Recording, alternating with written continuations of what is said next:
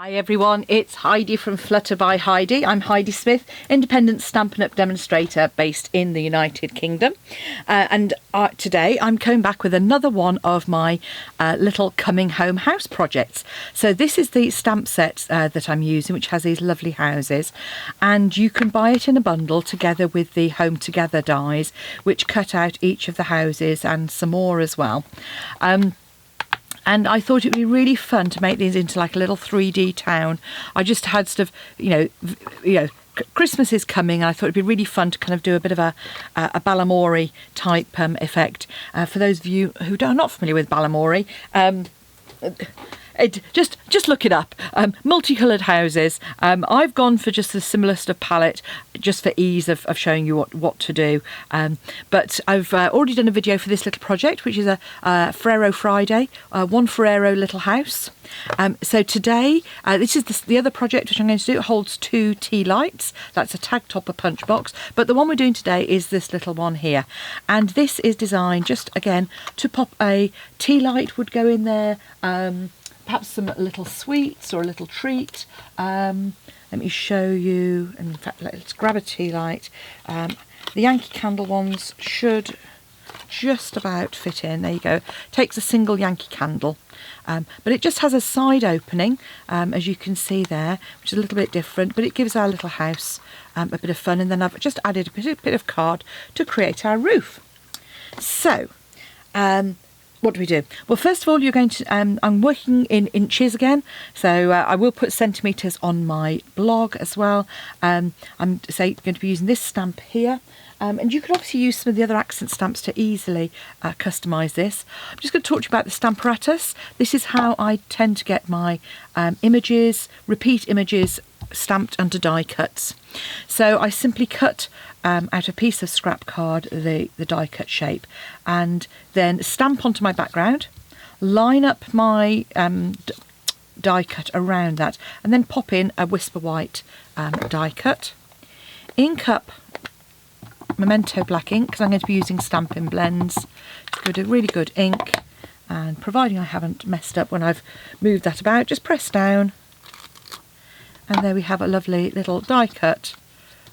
Stamps ready to go, ready for you to do the next one. And I find that's much quicker to cut lots and lots of blanks rather than stamping and then lining up. Stamparatus really good. If you get the chance to get the extra felt mat as well for when you're using photopolymer. It does come with a thin one anyway, but the luxury one is perfect because it's actually wipeable. So magnets really strong. Just be careful not to let them snap together.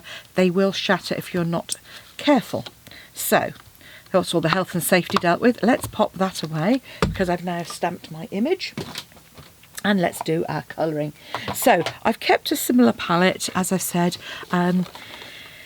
This one, I think I actually used Seaside Spray for this. So we've got some Seaside Spray. I used my light Pool Party, not dark. I used my light Pool Party for the windows. Probably a bit of colour lifter, and then probably my Bermuda Bay as well, and a couple of Calypso Coral. So colour these with whatever colours you happen to have handy. Memento is perfect for doing these though, obviously, because you're not going to get any sort of bleeding. So for speed, I mean, there are 2 ways to do this. You can go light, add the dark, add the light and blend it out. That's what I would do for most of my large images.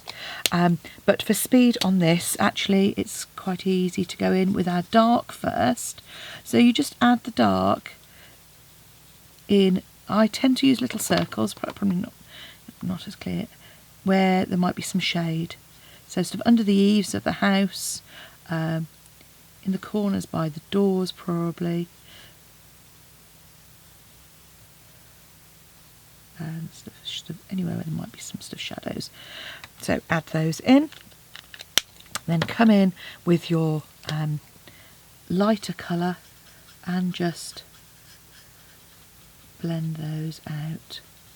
And if you go over the lines at all, I would strongly recommend you get a colour lifter, not just for kind of colour correction, but actually to add highlights as well.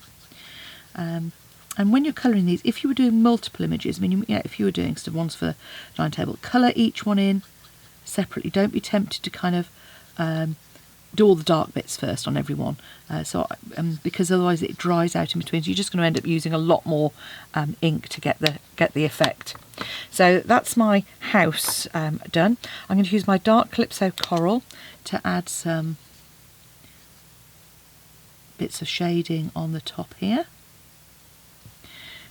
I'm just going to use a single stripe, and the bullet ends on these are great for adding some detail and sort of fine colouring, especially if you're clumsy like me. So again, just adding those little bits in, bit of shading underneath there. And then we've got our light Calypso Coral. I'm going to use the brush tip. Although, to be honest with you, actually I think I'd probably use my bullet tip because it's quite a lot of detail in there.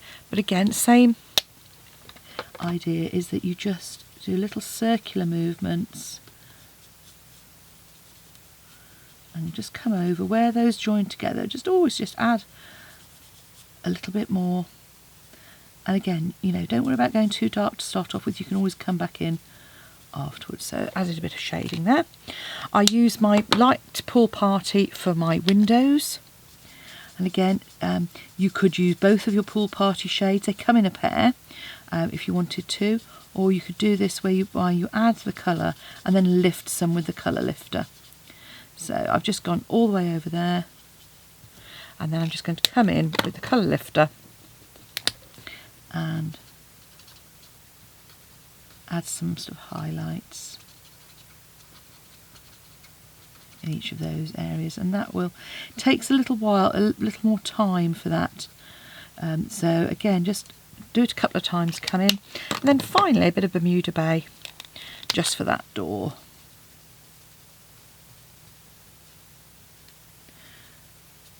And the great thing with Stampin' Blends, they say they come in a pair of light and dark, so you get both colours. And they work really well. You can always use them across. So I might use my Bermuda Bay with Pool Party, or with other colours to get sort of real layering effect. So we've coloured our house in. Next, to make our box to attach that to. So I've got one for the front. I've got one for the back. You could have one, a stamped one if you wanted for the back, but I'm just doing one for each. A blank one for the back. When you come to cut your card,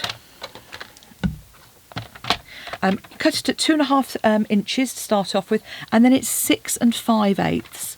So 6.5, 6 5/8 is just that little mark there. And then half an inch on each side. Now, if you had something you wanted much wider, obviously just increase that 2.5. So, you could make that really, really wide if you wanted to. So depending on what you wanted to pop inside. And it makes a change from Christmas crackers anyway, doesn't it? So we're then going to score our, on the length at 1 3/8. At 2 3/4. 3.5.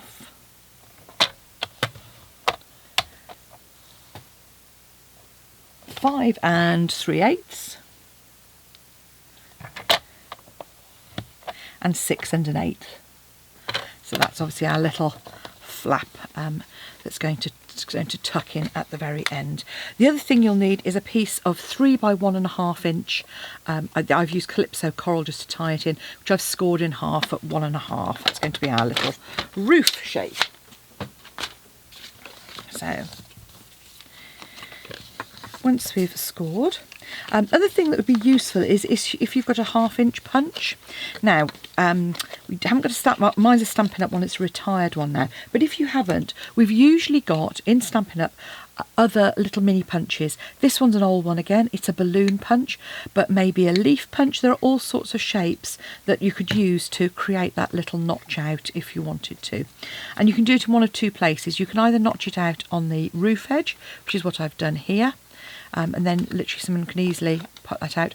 Or if you didn't want it on the roof edge, you could notch it out on that double fold there. Again, make it easy for people to get that out. So once you've done that, we're going to do a bit of snipping with our snips. So the first thing we're going to do is we're going to cut away on our little tab. So just a little bit on there and a little bit on either side, but then we're going to cut those square. And you'll see here the reason we're going to want to keep some of these square is because we don't want to we want to help give ourselves a bit of structure when we're adding it to our house. So I'm just going to notch out the flaps, but keep the other ones, the longer ones, straight. So we want these ones to be straight, the little ones notched out just slightly, but the bottom ones to be nice and straight to help get a nice box shape.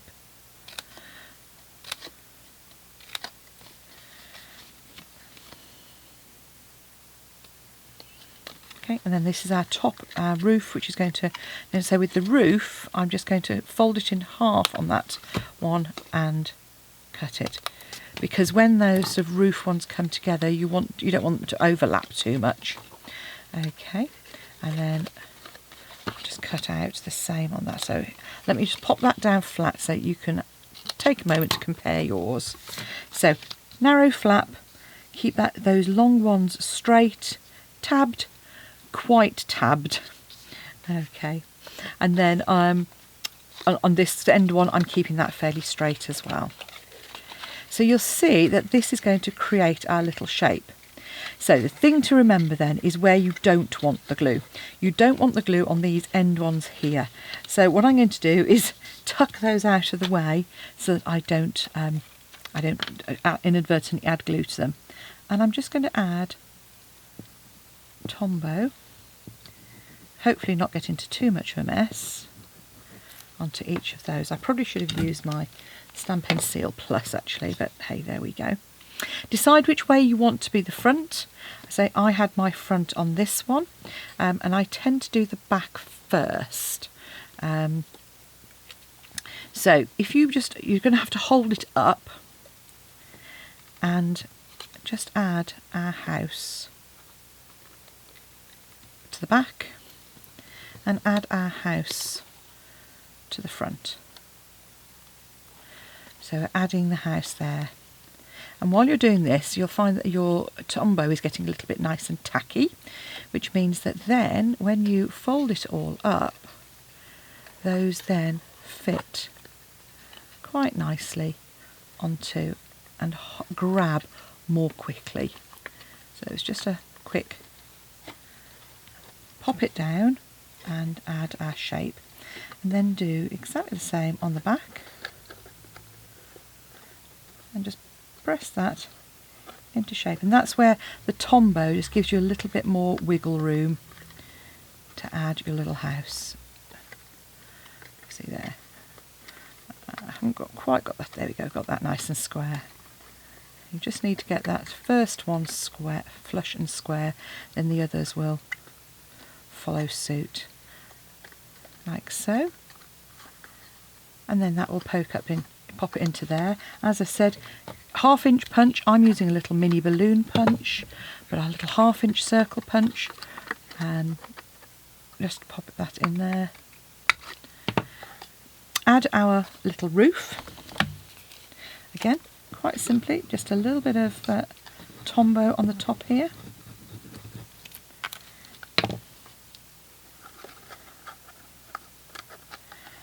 And again, just come in and do that afterwards, then you're not punching through too many layers. And there we have the second of our little house treat boxes. As I said, it takes a candle, a little pack of sweeties, either or, just a bit of fun, and you can make your own little 3D coming home little set of houses. Thanks for watching. Come back and see me again soon. And if you'd like to purchase any of the products you've seen today, pop along to my Stampin' Up shop, heidismith.stampinup.net, or to my blog where you'll find the measurements and lots of other projects as well. And you'll find there's links there to individual products that you've seen. You can just click straight through. Thank you very much for watching. Bye now.